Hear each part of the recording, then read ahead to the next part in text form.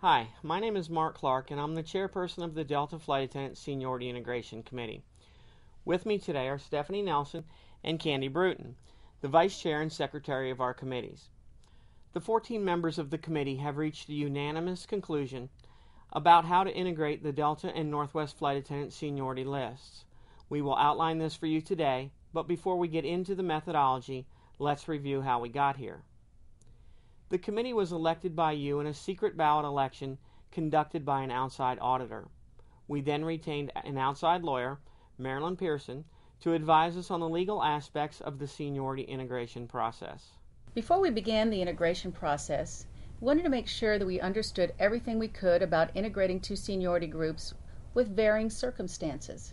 For example, some of the things we looked at were the Delta Northwest transaction, not only from an in-flight service perspective, but also we studied the corporate transaction itself.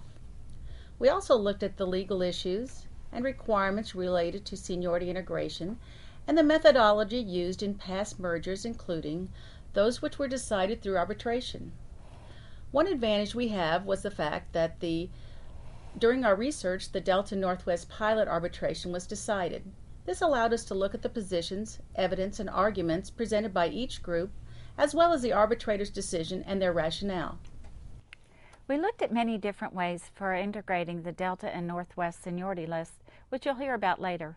While we were conducting our analysis, we also knew it was very important to communicate with the Delta flight attendants. We represent you and wanted to make sure that all flight attendants had complete and correct information about the process. For example, many flight attendants were confused about their actual seniority date. We also wanted to be sure that there were no errors on our current seniority list before we began making any adjustments for training credit. We also spent considerable time researching the Delta flight attendant training records to determine training patterns and develop our position on credit for training. Our committee worked hard to explore every option, angle, and idea about how to promote the Delta flight attendants' best interests in this integration process. We know how important this is for all of us, and we feel confident that the method that we have selected is good for the Delta flight attendants overall.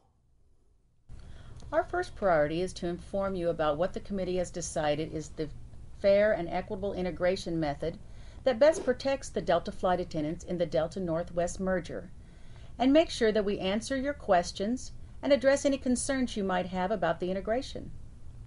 These video messages will outline our position on the proper integration method and answer many questions about the process of selecting the method and how it will impact the Delta flight attendants.